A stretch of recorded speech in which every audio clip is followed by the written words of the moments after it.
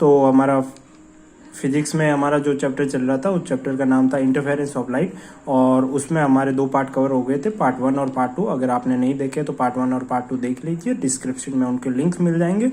तो जो पार्ट 1 था, पार्ट 1 में हमने क्या पढ़ा था? पार्ट 1 में हमने नेचर ऑफ लाइट के बारे में पढ़ा था, जिसमें कुछ थ्योरीज थी, जैसे मैक्सवेल की थ्योरी थी और हाइगेन की थ्योरी थी, तो उन सबको हमने पढ़ा था। फिर उसके बाद पार्ट 1 में हमने ये भी पढ़ा था कि कोहेरेंट सोर्स क्या होता है और इनकोहेरेंट सोर्स क्या होता है। ठीक है, जो पार्ट 1 में एक और देखा था कि लाइट वेव्स को इलेक्ट्रोमैग्नेटिक वेव भी कहते हैं, और उसमें इलेक्ट्रिक फील्ड जो होती है वो उससे शो करते हैं हम इस तरह से। ठीक है, तो जो लाइट वेव की इक्वेशन होती है उसकी इक्वेशन ये होती है, तो यहाँ पे आर होता है। तो ये सब कुछ देखा था पार्ट 1 में। कोहेरेंट सोर्स क्या होता है, इनकोहेरेंट सोर्स क्या होता है वो देखा था, टेम्पोरल कोहेरेंस क्या होता है और स्पेटिकल कोहेरेंस क्या होता है उसके बारे में भी देखा था। अब हम आगे जो है वो और क्या क्या देखा था, जैसे पार्ट 2 में जो हमने देखा था बेसिकली हमने पार्ट 2 में सुपरपोजिशन के बारे में पढ़ा था कि सुपरपोजिशन क्या होता है, सुपरपोजिशन का प्रिंसिपल क्या होता है। हमने देखा था कि सुपरपोजिशन के प्रिंसिपल में हम वेक्टर सम कर सकते हैं इंडिविजुअल वेव्स के इलेक्ट्रिक वेक्टर को। ठीक है, इनको इलेक्ट्रिक वेक्टर बोलते हैं। और फिर हमने इंटरफेरेंस के बारे में पढ़ा था, तो हमने इंटरफेरेंस के बारे में देखा था कि इंटरफेरेंस का जो होता है वो इंटरफेरेंस एक फिनोमिना होता है जिसमें कोहेरेंट सोर्स की आवश्यकता होती है। और क्या होता है कि जब वेव एक दूसरे पे सुपर इम्पोज होती है तो वहाँ पे क्या होता है कि इंटेंसिटी का रीडिस्ट्रीब्यूशन होता है, और इस तरह के फिनोमिना को इंटरफेरेंस बोलते हैं। और इंटरफेरेंस को प्रूव करने के लिए यंग डबल स्लिट एक्सपेरिमेंट, ठीक है, जो एक्सपेरिमेंट है हमने वो देखा था, और उस एक्सपेरिमेंट में हमने ये देखा था कि किस तरह से जो है वो साइज छोटा करने पे सोर्स की जो इंटेंसिटी होती है वो स्क्रीन पे डिस्ट्रीब्यूटेड होती है। और हमने ये भी देखा था कि जब दो सोर्स से लाइट पास आउट कराई जाती है और वो एक दूसरे पे इम्पोज होती है और जो इंटरफेरेंस आता है, ठीक है, तो एनर्जी का डिस्ट्रीब्यूशन जैसा हम सोचते हैं वैसा ना होकर इस तरह से होता है। तो ये हमने पार्ट 2 में देख लिया था, जिनने पार्ट 2 पढ़ा है उनको पता होगा। तो इस तरह से हमने देखा था। ठीक है, और फिर हमने देखा था कि जो कंस्ट्रक्टिव इंटरफेरेंस होता है उसके लिए क्या क्या कंडीशन होती है। तो जो 2 वेव जाती है उन दोनों के बीच का जो पाथ डिफरेंस होता है वो कितना होना चाहिए। अगर वो इतना n लैम्बडा है, या हम ऐसा भी बोल सकते हैं कि 2n λ/2, यानी even sum of the λ/2, even multiply of a λ/2। ठीक है, इसको बोलते हैं, ये इवन हो गया तो इवन मल्टीप्लाई ऑफ ए λ/2। ठीक है, तो हम ऐसा भी बोल सकते हैं। तो n जहाँ पे इंटीजर होता है, तो अगर इस तरह की कंडीशन फुलफिल करेगी दोनों वेव्स, तो वो कौन सा सोर्स होगा, वो वहाँ पे क्या बनेगा, कंस्ट्रक्टिव इंटरफेरेंस बनेगा। इसका मतलब वहाँ पे मैक्सिमा जाएंगे। और सेम टू सेम फेज के लिए क्या था, कंस्ट्रक्टिव के लिए, फेज के लिए था कि 2n पाई होना चाहिए। सेम टू सेम अगर हम डिस्ट्रक्टिव की बात करें तो डिस्ट्रक्टिव में जो पाथ डिफरेंस था वो कितना होना चाहिए, वो होना चाहिए 2n-1 लैम्बडा λ/2 यही होना चाहिए। और जो फाई होता है उसमें होना चाहिए 2n-1 पाई। ठीक है, जहाँ पे हम ये बोलते थे ऑड मल्टीप्लाई ऑफ ए पाई, यहाँ पे बोलते हैं इवन मल्टीप्लाई ऑफ ए पाई। ठीक है, जहाँ पे n 1 2 3 4 ये है नंबर्स है, ठीक है, इंटीजर नंबर्स है। तो वही चीज़ हमने देखी थी। फिर हमने देखा था कि कंस्ट्रक्टिव इंटरफेरेंस में जो है वो इंटेंसिटी और एम्पलीट्यूड निकाला था हमने, ऐसे कैसे डिस्ट्रक्टिव में भी निकाला था और ये भी निकाला था। फिर हमने एक केस देखा था जहाँ पे इन दोनों वेव्स की जो इंटेंसिटी है वो हमने इक्वल करके देखी थी और एम्पलीट्यूड को भी इक्वल करके देखा था। तो कंस्ट्रक्टिव में जो हमारी इंटेंसिटी आई थी वो आई थी 4I0 और डिस्ट्रक्टिव में आई थी 0। ठीक है, तो ये सारी चीज़ें हमने करके देखी है। पिछले वाले पार्ट में आपको बहुत ही अच्छे से मैंने समझाया, पूरा डेरिवेशन के साथ अच्छे से हर स्टेप एक्सप्लेन करा है। अगर आपने नहीं देखा तो जाके देख लीजिए। आज जो हम बात करेंगे वो अगला टॉपिक जो होगा वो हमारे पिछले टॉपिक से ही कनेक्टेड है। अब थोड़ा सा उसका क्या लेते हैं, हम रिव्यू लेते हैं पिछले टॉपिक्स में। जैसे आपको पता चला होगा कि जो हमने बात करी थी यंग डबल स्लिट एक्सपेरिमेंट में, तो वहाँ पे ये एक क्वेश्चन अराइज होता है। वो क्वेश्चन क्या अराइज होता है कि वहाँ पे ये कहा जाता है कि अगर कहीं पे मैक्सिमाज बन रहे हैं, जिस तरह से इंटेंसिटी का डिस्ट्रीब्यूशन इस तरह से होता है, ठीक है, तो जहाँ पे कंस्ट्रक्टिव इंटरफेरेंस होता है, मान लो कि 2 वेव्स हैं, ठीक है, 2 वेव्स हैं और इन दोनों वेव्स का मैंने कंस्ट्रक्टिव इंटरफेरेंस करा दिया इस तरह से। दोनों की इंटेंसिटी सेम है और एम्पलीट्यूड सेम है, ठीक है। तो अब जब इनका कंस्ट्रक्टिव इंटरफेरेंस होगा तो जो नई इंटेंसिटी होगी, ठीक है, वो क्या होगी, और डिस्ट्रक्टिव इंटरफेरेंस करा दो अगर मैं 2 वेव्स का, तो इनकी जो नई इंटेंसिटी होगी वो क्या होगी। तो हमने देखा था कि जब कंस्ट्रक्टिव इंटरफेरेंस इस तरह से होगा तो जो इंटेंसिटी आएगी वो 4i आएगी, और इस तरह से होगा तो 0 आएगी। ठीक है, अब यहाँ पे ये क्वेश्चन होता है कि जो डिस्ट्रक्टिव इंटरफेरेंस होता है, ठीक है, उसमें इंटेंसिटी 0 हो जाती है, इसका मतलब एनर्जी 0 हो जाती है। तो अगर एनर्जी 0 हो जाती है और यहाँ पे आई थी और यहाँ पे भी आई थी, तो ये 2i कहाँ डिसमिस हुई। ठीक है, ये 2i कहाँ डिसमिस हुई, तो यहाँ पे ये क्वेश्चन अराइज होता है कि क्या ये एनर्जी ऑफ कंजर्वेशन के नियम को फॉलो करता है कि नहीं करता है। ठीक है, तो इसको ही समझना है कि कंजर्वेशन ऑफ एनर्जी का या जो लॉ है वो लगता है कि नहीं लगता। तो यहाँ पे कंजर्वेशन ऑफ एनर्जी का लॉ लगता है, क्योंकि किसी को लग सकता है कि अगर यहाँ पे एनर्जी खत्म होगी तो एनर्जी का नियम क्या कहता है कि एनर्जी नाइदर भी क्रिएटेड और नॉर भी डिस्ट्रॉयड। ठीक है, लेकिन यहाँ पे 0 होगी तो कोई बोल सकता है कि डिस्ट्रॉयड होगी, तो यहाँ पे क्या लॉ फेल हो गया? नहीं, लॉ फेल नहीं हुआ। यहाँ पे जो एनर्जी डिस्ट्रॉयड हुई वो जब कंस्ट्रक्टिव इंटरफेरेंस होगा तो उसमें ऐड हो जाती है। तो जो स्क्रीन होती है हमारी, उस पर सारी एनर्जी जो होती है वो डिस्ट्रीब्यूटेड हो जाती है, यानी जितनी एनर्जी इंटरफेरेंस नहीं होने से पहले थी ना, उतनी ही इंटेंसिटी यहाँ पे रहती है। बस शर्त ये है कि जो मिनिमाज होते हैं हमारे, उसमें जो एनर्जी कम हो जाती है ना, वो डबल हो जाती है मैक्सिमाज में। ठीक है, तो इसलिए वो जो है वो बैलेंस बना रहता है। तो यही बात मेरे को बतानी थी, आपको एक बार वापस से बता देता हूँ कि जो यहाँ पे आप पढ़ लेते हैं, थ्योरी पढ़ लेते हैं, हमारा जो टॉपिक है उसको समझा देता हूँ मैं पहले कि इंटेंसिटी डिस्ट्रीब्यूशन इन इंटरफेरेंस। ठीक है, तो ये हमारा टॉपिक है, और इसमें ये क्वेश्चन आता है कि what becomes of the energy, यानी उस एनर्जी का क्या होता है जब two beams when they interference, since the law of conservation of the energy tells us that की energy can't be the destroy. ठीक है, तो यही बात बोली है इन्होंने। ये पूछा है कि एनर्जी अगर डिस्ट्रॉय नहीं हो सकती तो जब दो वेव्स एक दूसरे से इंटरफेरेंस करती है तो तब एनर्जी का क्या होता है।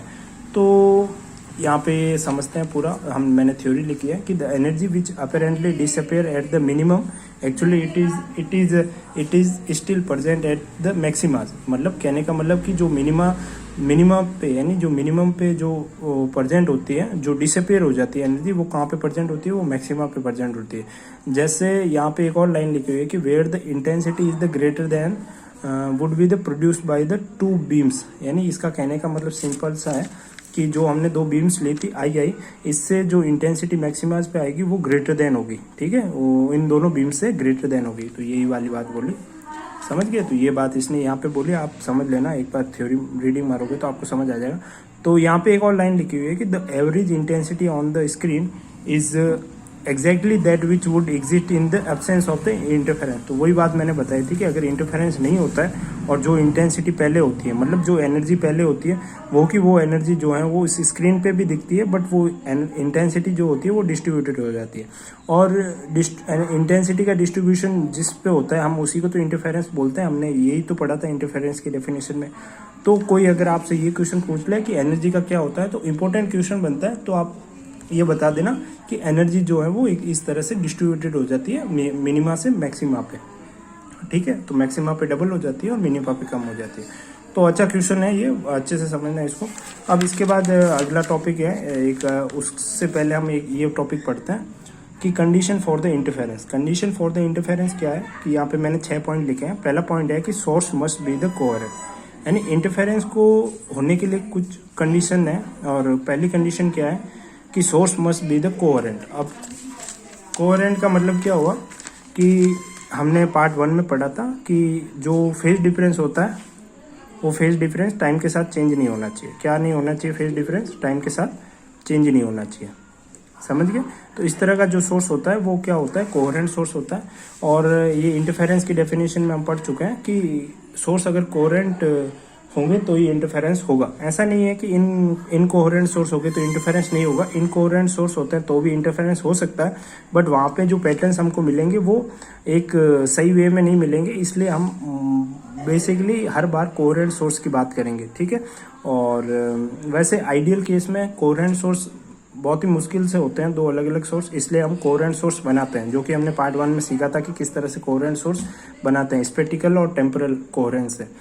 तो ये बात होगी। अब अगला जो लिखा हुआ है वो क्या लिखा हुआ है कि the two beams of the light originate from the same source. अब हमने पार्ट 1 में देखा था कि दो अलग अलग सोर्सेस होते हैं, उनसे कोहेरेंट सोर्स नहीं बनाया जा सकता। तो इसलिए यहाँ पे ये लिखा है कि जो बीम्स जो ओरिजिनेट होगी वो सेम ही सोर्स से होनी चाहिए। इसलिए यंग ने जब एक्सपेरिमेंट करा तो उसने बड़ी ही चालाकी से एक्सपेरिमेंट करा, तो उसने इसलिए ऐसा सोर्स लिया कि एक सोर्स लिया, फिर इस एक सोर्स से इंटरफेरेंस करवाया और फिर आगे 2 स्लिट बना दी ताकि इसी सोर्स से जो लाइट आए वो एक दूसरे पे इंटरफेयर कर सके। ठीक है, फिर वही सेम फ्रीक्वेंसी एंड वेवलेंथ होनी चाहिए। तो सेम, अगर सोर्स सेम होगा तो इनकी फ्रीक्वेंसी और वेवलेंथ सेम होगी। समझ गया आप? क्योंकि एक ही सोर्स से दोनों ओरिजिनेट होती है, अगर अलग होगी तो फिर इंटरफेरेंस का पैटर्न निकालना या इंटरफेरेंस होना मुश्किल हो जाएगा। ठीक है, एम्पलीट्यूड मस्ट बी इक्वल और नियरली अनइक्वल। ये बड़ा अच्छा पॉइंट है। इसका क्या मतलब है कि अगर 2 सोर्स हैं और इस तरह से, और ठीक है, पहले जो सोर्स से जो वेव आ रही है उसका एम्पलीट्यूड है 10 और दूसरे सोर्स से जो वेव आ रही है उसका एम्पलीट्यूड 1000। ठीक है, अब इन दोनों में देखो रात दिन का अंतर है। अब जब इतना जो स्क्रीन पे है ना इफेक्ट नहीं दिखने को मिलेगा, क्योंकि इस वेव जो है वो डोमिनेटिंग वेव हो जाएगी। तो इसलिए जो बोला गया है, अगला पॉइंट ये बोला गया है कि जो इनके एम्पलीट्यूड है वो मस्ट भी एक दूसरे के पास होने चाहिए। अगर ये 10 है तो इससे 4 कम या 4 ज़्यादा चलेगा, बट 400 ज़्यादा या 400 कम नहीं चलेगा। तो यही वाली बात इसने बोली है, एम्पलीट्यूड मस्ट बी इक्वल और नियरली अनइक्वल। ठीक है, या तो इक्वल होने चाहिए या नियरली अनइक्वल होने चाहिए। नियरली अनइक्वल का मतलब 2 3 4 यानी 2 आगे पीछे हो सकता है, बट ज़्यादा आगे पीछे नहीं होना चाहिए। समझ गए? फिर यहाँ पे बोला है monochromatic light. Monochromatic light use होनी बहुत ज़रूरी है। मैंने पहले भी बोला है एक लेक्चर में कि मोनोक्रोमेटिक लाइट होती है तो हमारे पास जो पैटर्न होता है वो अच्छे से दिखता है। अगर हम मोनोक्रोमेटिक लाइट नहीं लें और अगर मान लो कि बहुत सारे कलर्स की लाइट ले लें यहाँ पे, तो क्या यहाँ लाल दिखेगा, यहाँ पीला दिखेगा, इस तरह से जो फ्रिंजेस दिखे थे पैटर्न में जो हमें ऑब्जर्व करने में मुश्किल आएगी। इसलिए जो है वो मोनोक्रोमेटिक लाइट सजेस्ट करी जाती है इंटरफेरेंस को कराने के लिए। फिर अगला जो कहा जाता है कि सेम डायरेक्शन में प्रोपोगेट होनी चाहिए। अब सेम डायरेक्शन में प्रोपोगेट होने का मतलब क्या है यहाँ पे कि अगर वेव जो है वो सेम डायरेक्शन में प्रोपोगेट नहीं होगी तो इंटरफेरेंस कैसे होगी, सुपर इम्पोज किस तरह होगा। तो इसलिए यहाँ पे सेम डायरेक्शन का बोल रहा है। इस पॉइंट का इतना कोई वजन नहीं बनता है, लॉजिकल सी बात है। अगला पॉइंट है वो सबसे बढ़िया पॉइंट है और यहाँ पे लिखा हुआ है कि अगर इंटरफेरेंस फिनोमेना अगर is produce by the polarise light. Polarise light के बारे में हम पोलराइजेशन चैप्टर में पढ़ेंगे जो कि बहुत जल्द आ जाएगा। तो पोलराइज लाइट के बारे में यहाँ पे कहा गया है कि अगर लाइट जो है वो पोलराइज लाइट से होता है, ठीक है, तो the 2 interfering waves must be in the same state of the polarisation. कहने का मतलब अगर ये दोनों वेव्स पोलराइजेशन से करवाया जाता है तो जो इंटरफेयरिंग वेव आएगी, मतलब दोनों का सुपर इम्पोज होने के बाद जो वेव होगी या जो पैटर्न मिलेगा वो भी पोलराइज स्टेट में होगा। ठीक है, तो ये अच्छे से इसको एक्सप्लेन करूंगा मैं आगे वाले चैप्टर में। अभी के लिए इतना याद रखना और ये इंपॉर्टेंट पॉइंट भी बनता है। ठीक है, तो ये कंडीशन थी इंटरफेरेंस के लिए। अब मैंने यहाँ पे बोला था कि कोहेरेंट सोर्स। अभी अब अगला पॉइंट है, वो अगला पॉइंट है हमारा कि अगला पॉइंट है वो है कि interference pattern of the 2 incoherent source of the same frequency. तो यहाँ पे आप थोड़ी सी कैलकुलेशन देखेंगे कि अगर हम इनकोहेरेंट सोर्स ले लें तब इंटरफेरेंस पैटर्न क्या आएगा। ठीक है, तो मैंने पहले ही बोला कि आप इनकोहेरेंट सोर्स से भी इंटरफेरेंस करवा सकते हो, बट कुछ मुश्किलें रहती है तो वो समझते हैं हम। तो जैसे अब गणित करेंगे, यहाँ पे गणित करने का मतलब क्या है कि अगर जैसे हमने 2 वेव्स ली और इन दोनों वेव्स में देखो, आप यहाँ देखोगे तो यहाँ पे मैंने फाई ऐड करा। फाई का मतलब ये हो गया कि अब इन दोनों का फेज डिफरेंस लूंगा ना मैं, तो जो फेज डिफरेंस होगा वो टाइम के साथ कांस्टेंट नहीं होगा। और हमने देखा था कि जो जिसका फेज डिफरेंस टाइम के साथ कांस्टेंट ना हो, ऐसे सोर्स क्या कहलाते हैं, इनकोहेरेंट सोर्स कहलाते हैं।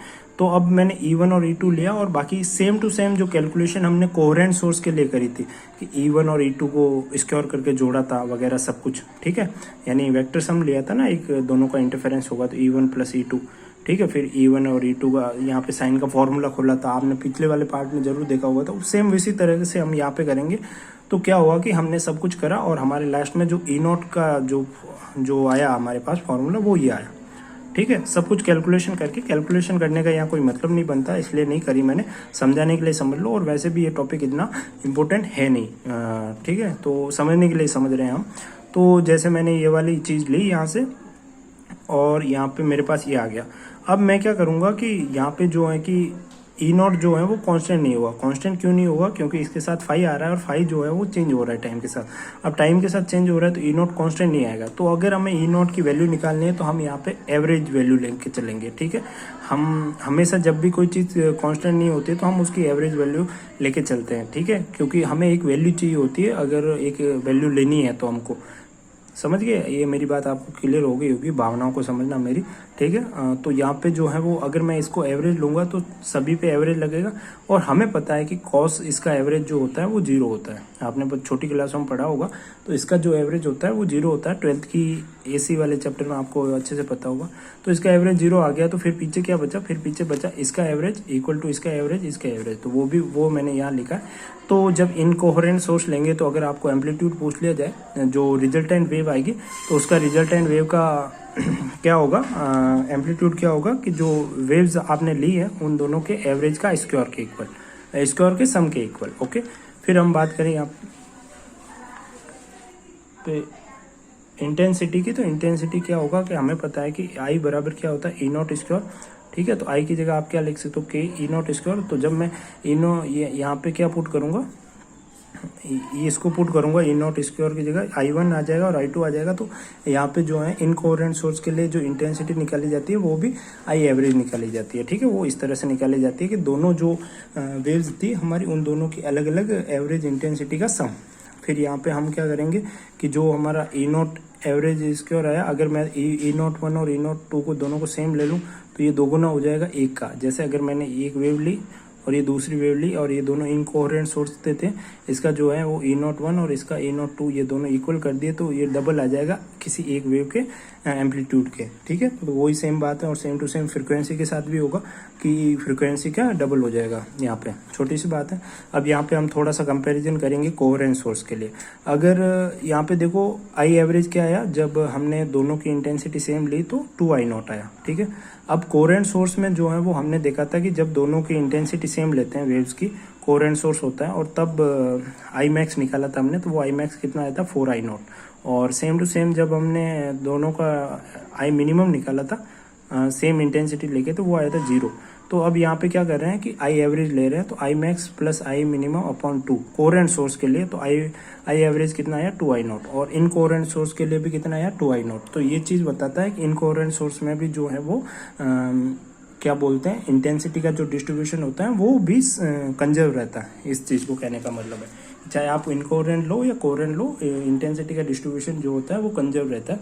ये बात की यहाँ पे। अब हम अगले टॉपिक पे चलते हैं। अपना ये टॉपिक खत्म हो गया, तो ये वापस से देख लेना अगर नहीं समझ आया तो, और कहीं पे डाउट आए तो नीचे पूछ लिया करो, या कोई बात समझ नहीं आती तो पूछ लो।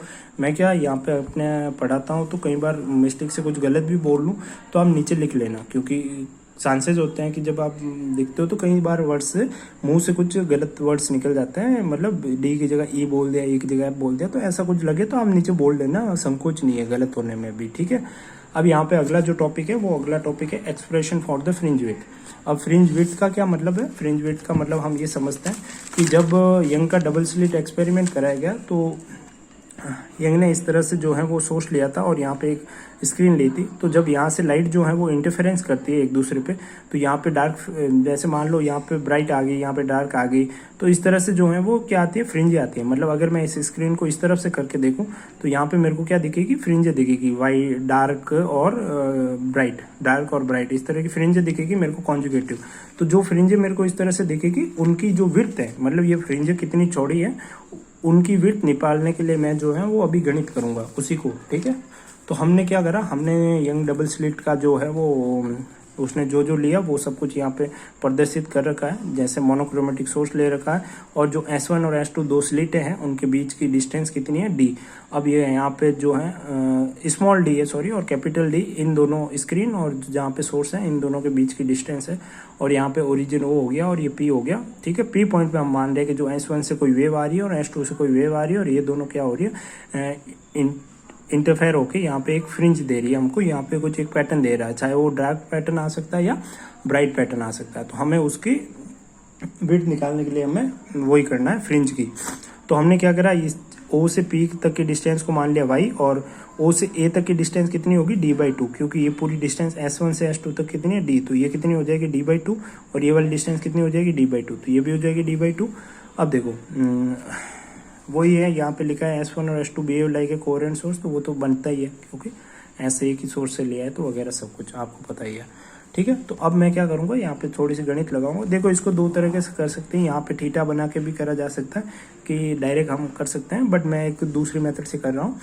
तो दोनों बातें सही हैं, उसमें घबराना नहीं है कि वैसे नहीं करवा या ऐसे नहीं करवा, हमारा काम है समझना। तो जैसे पार्ट डिफरेंस है, तो पार्ट डिफरेंस क्या होगा, मैंने कल भी बताया था पार्ट डिफरेंस कि S1P और S2P इन दोनों के पाथ में कितना डिफरेंस है वो। तो मैं यहाँ पे क्या लिखूंगा, पार्ट डिफरेंस S2P मतलब ये वाली वे होगी, और S1P ये। तो S2P में से S1P घटाऊंगा, घटा दिया मैंने। अब देखो S2P और ये घटा दिया मैंने। अब देखो मेरे को क्या निकालना है, मेरे को निकालना है S1P निकालना है और S2P निकालना है। अगर ये दोनों निकाल दिया और फिर मैं माइनस करूंगा तो मेरे पास पार्ट डिफरेंस आ जाएगा। तो सिंपल सी चीज़ है, मैं ट्रायंगल का यूज करूंगा यहाँ पे SP और A। ये एक ट्रायंगल लिया मैंने, देख लो ये वाला बन रहा इमेज SP और A, ये ट्रायंगल लिया मैंने। अब ये ट्रायंगल लिया तो ये वाला देखो SPA। तो नीचे वाली डिस्टेंस कितनी हो जाएगी इस ट्रायंगल में, ये वाली S1 से A तक ये हो जाएगी D, क्योंकि ये दे रखी है। अब ये वाली AP डिस्टेंस कितनी हो जाएगी, तो P से O तक डिस्टेंस है कितने की, Y की। तो और A से O तक की डिस्टेंस कितनी है, D/2 की। तो Y माइनस D/2 ये डिस्टेंस हो जाएगी AP की, Y माइनस D/2। ठीक है, तो Y माइनस D/2 यहाँ पे करूँगा मैं, ये डिस्टेंस आ गई। अब यहाँ पे मैं क्या लगाऊंगा, अब मैं यहाँ पे अगर मैं पाइथागोरस लगाता हूँ तो S1P square S1A square plus AP square. Okay, ये बात आपको समझ आ गई। ये हमने पाइथागोरस लगाया। तो अब देखो S1A की जगह मैं D स्क्वायर लिख सकता हूँ, Y minus D upon square. अब मेरे को S1P निकालना था, क्योंकि मेरे को पार्ट डिफरेंस निकालना है। तो S1P की जगह मैं क्या करूँगा, 1/2 ये आ जाएगा मेरे पास। अब देखो, अब मैं क्या कर सकता हूँ, अब मैं यहाँ से जो है वो D स्क्वायर कॉमन लूँगा, तो D यहाँ से स्क्वायर कॉमन आएगा और ऊपर है तो यहाँ से सिर्फ खाली D बार आएगा, 1/2 है ऊपर, तो यहाँ से सिर्फ खाली D बार आएगा और नीचे इसके नीचे आ जाएगा D स्क्वायर। आ गया D स्क्वायर। अब देखो यहाँ पे थोड़ा सा बाइनोमियल लगाएंगे, आपने 10th जिस भी क्लास में पढ़ा होगा, 11th में पढ़ा होगा मेरे हिसाब से। तो यहाँ पे देखो D जो है वो बहुत बहुत बड़ा होता है। अब देखो S1 और S2 क्या है, छोटे छोटे स्लिट है और इनके बीच की डिस्टेंस बहुत छोटी होती है, समथिंग 10⁻⁻2 की ऑर्डर की होती है, मतलब सेमी में होती है, ऐसा मान लो आप। ठीक है, सेंटीमीटर में होती है। और ये जो D होती है ये मीटर्स में होती है। तो ये डिस्टेंस कितनी होती है, बहुत छोटी होगी ना। तो इस तरह से जो है वो ये वाला पूरा टर्म क्या हो जाएगा, और छोटा हो जाएगा ऊपर वाला, और नीचे वाला और बड़ा हो जाएगा।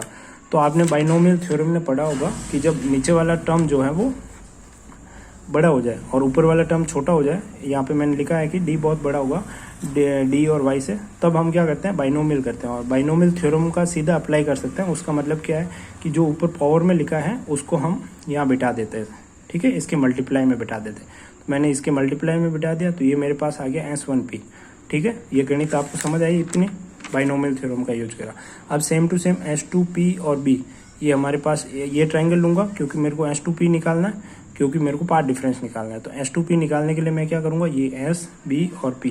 अब मेरे को थोड़ा सा ये बता दो कि ये PB कितना हो जाएगा। तो PO तो होगी Y, और इसमें मैं D/2 ऐड कर लूँगा तो मेरे पास कितना आ जाएगा, Y प्लस D/2। तो ये मेरे पास हो जाएगा PB, और S2B कितना हो जाएगा, D। तो अब यहाँ पे देखना आप गौर से, तो जो मैंने ये लिया S2DP, ये कितना हो गया था मेरे पास, Y प्लस D/2।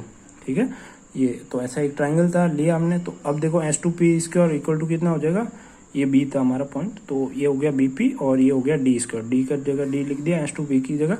अब देखो यहाँ पे BP की जगह मैंने क्या लिखा, BP की जगह मैंने लिखा Y प्लस D/2 का D स्क्वायर।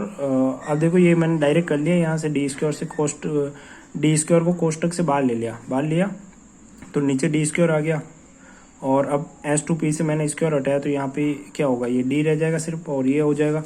अब यहाँ पे आप देख लो, वापस से ये D बड़ा होगा इस टर्म से, तो मैं 1/2 नीचे ला सकता हूँ इसके। ठीक है, ये आ गया मेरे पास S2P।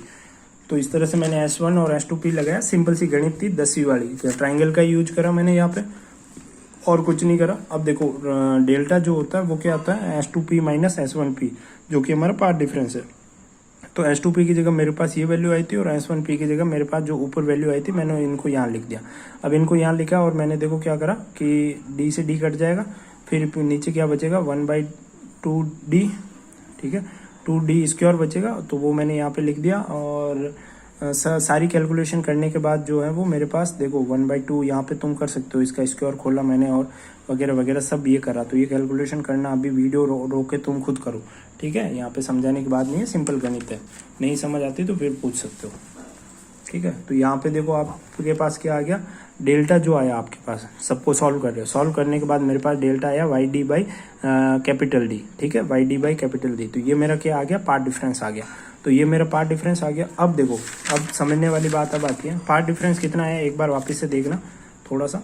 पार्ट डिफरेंस आया हमारा y d by capital d. अब ये y क्या था वो समझना, y जो था वो हमारा o से p तक की डिस्टेंस थी, ये थी, मतलब जहाँ पे हम फ्रिज की कोऑर्डिनेट लिया वो y था, ठीक है।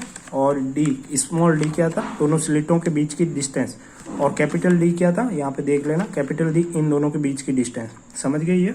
अब देखो, अब क्या कर सकते हो कि जो डेल्टा है हमारा, अब हम देखेंगे ब्राइट फ्रिंज। अगर P पे अगर कोई ब्राइट फ्रिंज बनती है, ठीक है, इन दोनों के इंटरफेरेंस से होके अगर कोई P पे ब्राइट फ्रिंज बनती है, तो हम उसको क्या लिखेंगे, हम उसको हमें पता है कि अगर ब्राइट फ्रिंज बनेगी तो जो पार्ट डिफरेंस है वो किसके इक्वल आएगा, एन लैम्बडा, जो कि हमने पिछले पार्ट में सीखा था कि ब्राइट फ्रिंज के लिए क्या आता है, मतलब कंस्ट्रक्टिव इंटरफेरेंस के लिए क्या आता है, एन लैम्बडा, ठीक है। तो ये आ गया वाई डी बाई ये इसका। तो मैं इसको कह सकता हूँ कि ये nth जो n नंबर है, अगर यहाँ पे n1 होता तो मैं कहता पहली ब्राइट फ्रिंज की डिस्टेंस कितनी होगी, इतनी o से, ठीक है।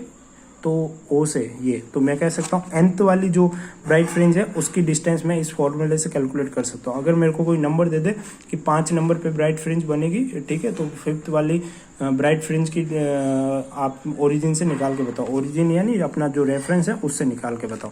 तो निकाल सकते हो इस फॉर्मूले से, लैम्बडा है, डी है, और कैपिटल डी और स्मॉल डी। स्मॉल डी आपको पता है दोनों स्लेटों के बीच की डिस्टेंस, कैपिटल डी क्या है, इन दोनों स्क्रीन्स के बीच की डिस्टेंस, ठीक है। अब देखो यही मैंने लिखा, position of nth bright fringe n lambda d, ये आ गया।